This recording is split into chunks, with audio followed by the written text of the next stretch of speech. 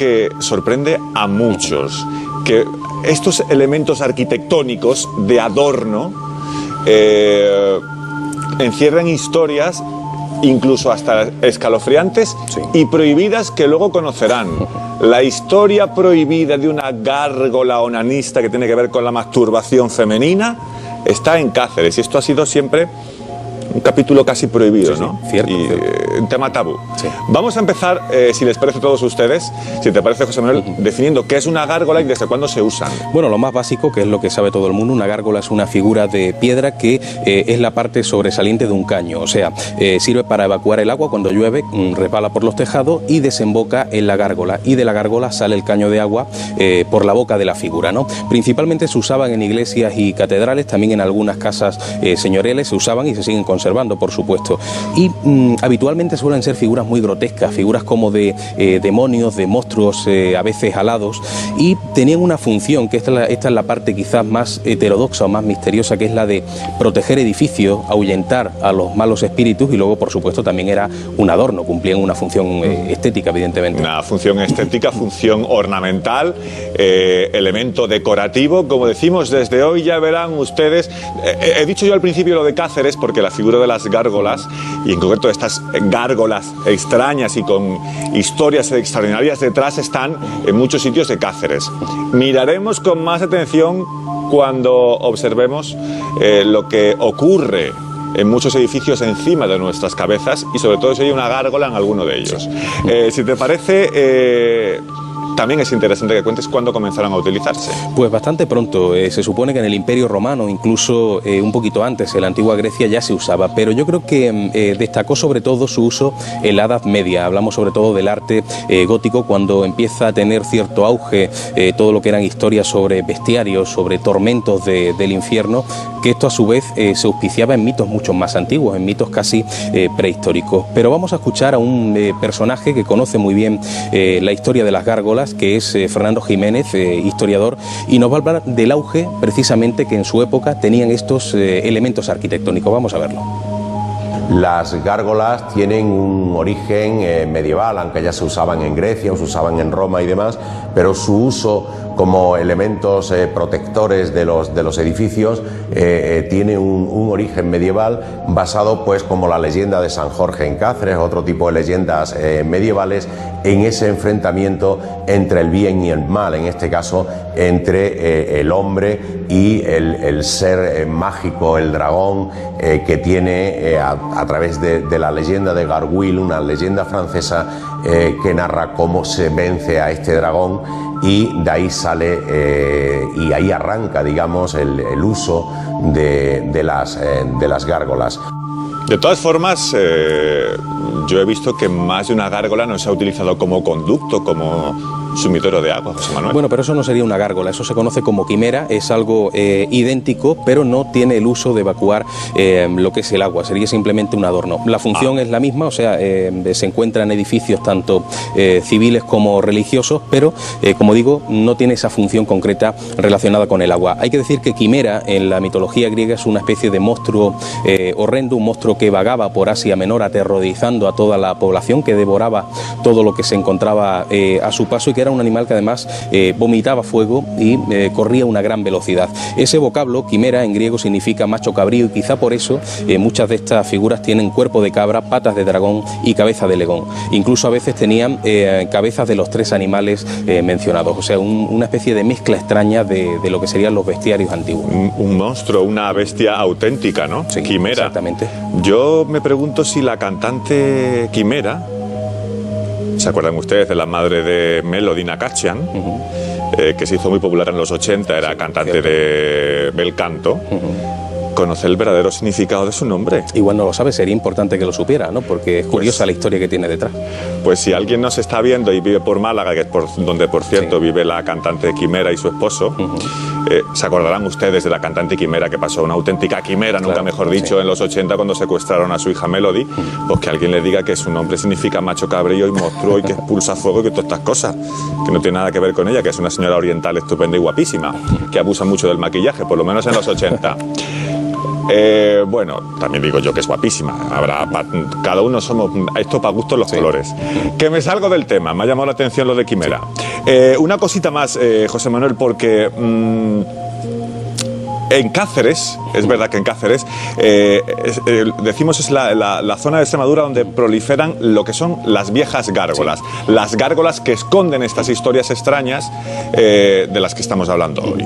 Exactamente, y yo me quedaría sobre todo con una, porque todas me parecen interesantes, pero concretamente en Cáceres capital se encuentra la conocida como Casa del Mono, ¿no? En la zona más antigua, en la Cuesta de la Aldana, que es un caserón señorial de finales del siglo XV, que fue erigido por el matrimonio Gonzalo de Cáceres y Marina Alonso de los Nidos, que tiempo después pasa a manos de Pedro José de Obando, vizconde de Peñaparda. Y bueno, es una casa señorial, pero no de un gran tamaño. Es una casa que tiene 2 torres, que tiene un escudo familiar sobre el portón principal, sobre la cornisa 3 gárgolas. Una con un hombre con cuernos que llora, una mujer desnuda totalmente desesperada y un simio que huye con un niño en brazos, con un niño también de rasgos simiescos. Un panorama un tanto enigmático, ¿no? Bastante enigmático, ¿no? Y tiene muchísimos significados, cada uno le da uno diferente, sí. Pero vamos a escuchar de nuevo a Fernández Jiménez, historiador, que nos va a contar cuál es su visión sobre esta Casa del Mono y sus gárgolas. Vamos a verlo. La más extendida de la Casa del Mono es que aproximadamente entre finales del siglo XV, principio del siglo XVI, se hace común como animal de compañía muy exótico el tener un mono en casa. La familia que vive en este palacio no es un joven matrimonio, no tienen hijos y demás, y entonces adoptan como animal de compañía un mono de estas características para vivir en su casa. Pasado el tiempo, este matrimonio tiene un hijo y entonces el mono, pues en un acto de celo, digamos, coge al niño y lo devora, ¿no? De todas formas, hay otras versiones, ¿no? Sí, hay un poquito, una versión quizá un poco más siniestra, ¿no?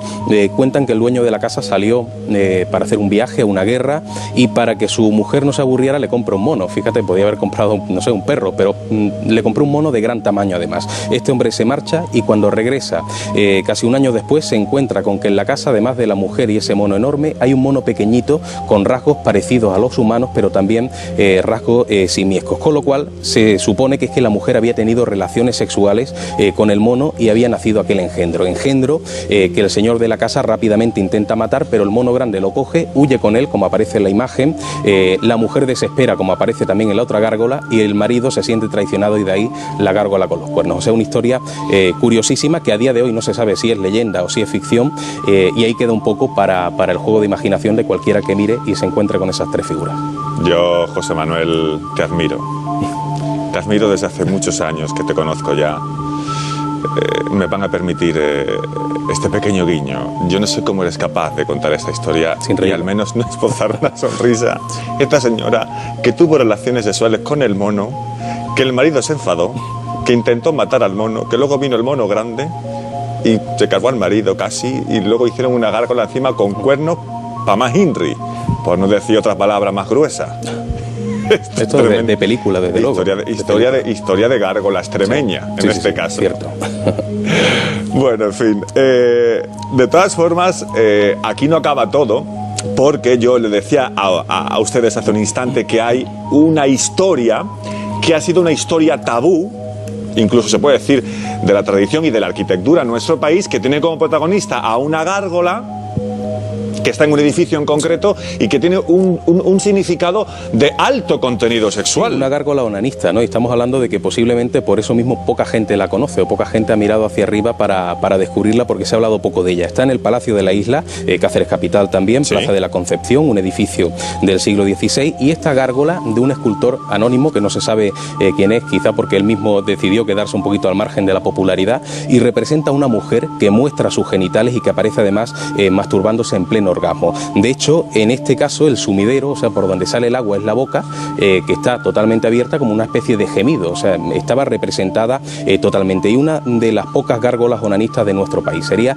una especie de gárgola erótica y precisamente por eso... ¿La estamos viendo? Exactamente, por eso se habla poco de ella, porque es que es muy llamativa, ¿no? Y es casi políticamente incorrecta. Correcta, estamos viendo cómo, bueno, pues está tocando con la mano los genitales, en este caso, esta gárgola que ahí están viendo ustedes, la calle exacta en la que está. Seguramente ahora más de uno de ustedes, si nos está viendo y vive en la ciudad de Cáceres, pues rápidamente se acerque a este lugar. Insistimos, está en el Palacio de la Isla. Sí, exactamente. ¿Vale? En la capital cacereña. Sí. Para verla. El sumidero, entonces has dicho que es la boca abierta. Es la boca, exactamente, esa boca abierta como una especie de gemido de placer que está relacionado precisamente con la práctica que lleva a cabo esa señora. Bueno, pues por ahí sale el agua cuando llueve y salió en su momento ese gemido de placer, ¿no?, de esta gárgola. Curioso. Estamos mencionando puntos ubicados en la ciudad de Cáceres. Sí. José Manuel Frías, relacionados con el mundo de las gárgolas y la arquitectura. ¿Tantos elementos de este tipo realmente hay en esta ciudad para que nos hayan dado para un capítulo? Sí, la verdad es que sí. Tengo aquí además un listado bastante amplio que si quieres te cuento, ¿no? Sí, porque todas son curiosísimas. De hecho, hemos seleccionado solamente las principales. Palacio de los Golfines de arriba, calle Olmos, aparece una gárgola con forma de león con mirada violenta, lo que sería un poco el símbolo del poder y de la fuerza, ¿no? Palacio de los Golfines de abajo, en Cuesta del Marqués, gárgolas con cabeza felina, con alas de águila, con cuerpo de reptil y que representaría un poco el bien. Son como guardianes del edificio donde se encuentran enclavadas. También tenemos, por ejemplo, el Palacio de los Becerra, en la Plaza de San Jorge, donde se ven leones y perros alados, que esto sería una especie de representación de un protector contra el mal. O sea, protege a los residentes de esa casa contra cualquier tipo de negatividad. Sí. Y por último, entre los muchos que existen, el Palacio de los Godoy, en la calle de Godoy, donde hay seres que son una mezcla entre dragones y serpientes, con lo cual aquí hablamos de una parte un poco más críptica, sería la representación del mal o la representación del propio Satán. De todas formas, es verdad que muchos de estos elementos arquitectónicos, ornamentales de los edificios y de los palacios de siglos atrás tienen un significado religioso, se les atribuían poderes, también determinadas funciones, un poder esotérico. También esto está muy presente. Sí, digamos que cada gárgola tiene un significado en particular y son muy variados. Hay un catálogo tremendo. Los animales son los más frecuentes, son los que de alguna forma cumplen una función concreta. Por ejemplo, león y perro son guardianes de edificios, protectores del lugar. El águila sería un poco la visión de Dios, o sea, la observación de la tierra por parte de la divinidad a través de los ojos de la propia gárgola. Y luego está muy importante los pecados, la representación de los pecados o los malos comportamientos relacionados con animales. Está la cabra, que representa la locura, el cerdo la gula, la liebre la lujuria, el oso la fuerza bruta, el jabalí la suciedad, el mono la depravación, como veíamos en la gárgola de la Casa del Mono, el lobo la traición, la oveja la infidelidad, el cuervo la malicia y el toro el desenfreno. O sea, cada uno sería una cualidad negativa del ser humano representado en forma de animal. Cualidades negativas, insistimos, esas son las representaciones en este caso de estos elementos ornamentales de las gárgolas de los edificios que está mencionando, que están presentes sobre todo en Cáceres, en esta parte de Extremadura hoy, de manos de nuestro compañero José Manuel Frías. Supongo que la Iglesia sacaría partido de esto, ¿no? Sí, claro, lo he usado desde siempre con fines educativos, entre comillas. Claro, la educación que pretendía dar o la información que pretendía dar. Algo parecido a lo que se hacía, por ejemplo, con las portadas de las iglesias, con una cierta intención didáctica. Pero sobre este asunto nos va a hablar de nuevo el historiador Fernando Jiménez, que conoce muy en profundidad la historia y el significado de las gárgolas. Lo vemos.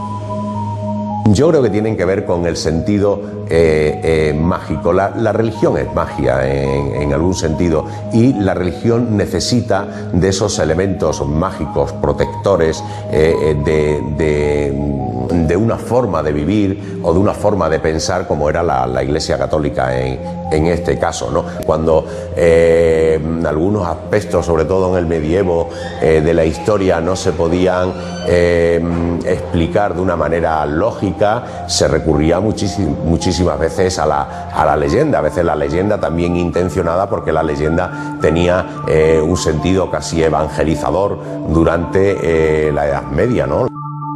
José Manuel, vamos a conocer más ejemplos de otras gárgolas en otros lugares distintos, en esta ocasión de la provincia de Cáceres. ¿A dónde nos llevas? Podemos marcharnos a Plasencia, por ejemplo, donde allí existen varios ejemplos curiosos, pero uno de ellos son las gárgolas del ayuntamiento, que representan las tentaciones del hombre. O sea, aparece, por ejemplo, el juego, representado por un prestidigitador, la lujuria, representada por un simio con los genitales en erección, y la bebida, que sería un borracho sujetando una botella. Todo ello se supone que conduce a un final fatal, que es la muerte, que también se representa por un león que en las patas delanteras, o entre las patas delanteras, tiene una calavera. Y es muy curiosa la analogía entre este tipo de gárgolas y las portadas de las iglesias románicas y góticas, que servían en una época de total incultura para enseñar a los fieles los peligros del pecado, los peligros de la carne, podríamos decir. Es curioso todo esto que estamos conociendo hoy, que tiene que ver con el mundo de las gárgolas, con la religión, con lo malo de la miseria humana, por así decir, y con la arquitectura, al fin y al cabo. Vamos ahora a la Catedral de Plasencia. Sí, la catedral tiene casos curiosísimos. Yo destacaría, por ejemplo, en primer lugar, dos gárgolas muy cercanas entre sí, que están relacionadas. Una de ellas es un gaitero con el pelo rizado y grandes cejas, y aquí empezamos ya a encontrar diferentes elementos que tienen su significado. Por ejemplo, la gaita, que tiene ciertas connotaciones sexuales, las cejas pobladas, que le dan un cierto aire simiesco, el pelo rizado, que ha sido desde siempre símbolo del demonio, de la maldad, y sería, por lo tanto, ahí una especie de representación de un personaje demoníaco tocando una gaita. Por otro lado, muy cercano a este personaje, aparece un jabalí hembra hilando y enseñando los pechos. El hecho de hilar sería una especie de representación de una mujer casada. El hecho de enseñar los pechos, por supuesto, una especie de función provocativa, pero también el que la mujer sea un jabalí o un cerdo es un símbolo de lujuria. O sea, estamos viendo aquí que sería la representación de una mujer adúltera que, precisamente por sus pecados, se ha transformado en un animal. Y la cercanía al gaitero, lo curioso es que relaciona la creencia que existía en aquella época de la música profana, de la música popular, que sería lo que hoy día es la música pop, que era la música popular en aquel entonces, con el deseo carnal. No sabemos por qué. Ajá. Hay además un ejemplo claro de unas gárgolas muy curiosas en este lugar, ¿no? Sí, por ejemplo, las de un hombre que se tira de la barba y que en las extremidades inferiores son unas garras, y entre las piernas tiene una cabeza monstruosa. Y muchos dirán, bueno, ¿qué significado tiene esto, no? Señor que se tira de las barbas, la cabeza entre las piernas. Pues bueno, esta es la representación de perder la cabeza por los bajos instintos. O sea, este señor comete un error precisamente dejándose llevar por los bajos instintos, por los instintos de la carne, podríamos decir, y por eso se tira de las barbas por la desesperación. Y el tener la cabeza ahí significa eso, que la cabeza la tiene pues situada en la parte sexual. Por lo tanto, este señor pues se ha dejado llevar precisamente por el sexo. Pero también se representa, por ejemplo, muy cerca de esta gárgola, el vicio y el pecado. Serían dos gárgolas monstruosas que no tienen brazos, tienen unos pies enormes, grandes pechos, y que miran hacia el cielo con un cuerno al lado. Sería un poco, como te digo siempre, la representación de los males del ser humano, del vicio por un lado y el pecado por otro. Mucho relacionado con el sexo. Sí, claro. Sobre todo en el caso de la Catedral de Plasencia. Claro, porque era una forma de instruir en aquel momento a la gente, de intentar enseñar que todo lo que estuviera relacionado con el sexo, con la música popular también, todo eso era pecado, y por lo tanto se representaba de esta forma para asustar un poquito a la gente, ¿no? ¿Hay algún ejemplo más que te quede en el tintero? Sí, podríamos quedarnos con un par de ejemplos. Uno de ellos sería la representación de un hombre asilvestrado, o sea, la representación de un hombre poco sociable y que de alguna forma comete una serie de errores a lo largo de su vida. Un hombre salvaje. Aparece un ser simiesco con la barba y el pelo rizado, de nuevo esa representación del mal con los rizos. En la mano derecha lleva una maza y en la izquierda un escudo con el cual está aplastando la cabeza cortada de un enemigo. O sea, ahí se ve la furia, se ve el odio hacia los demás que está representada en esta figura. Y luego, en último lugar, me quedaría con un ser de aspecto demoníaco, una especie de felino con alas, con unos cuernos tremendos, y entre sus patas tiene la cabeza de un niño. Pues bien, esto representa una especie de secuestrador y torturador de almas, de personas que han cometido errores, que han cometido pecados, y su alma puede ser secuestrada por seres del inframundo, como sería este extraño personaje que tortura a la persona en esa otra dimensión, que sería la dimensión astral. Creo que ha estado más que interesante la clase, la lección de hoy.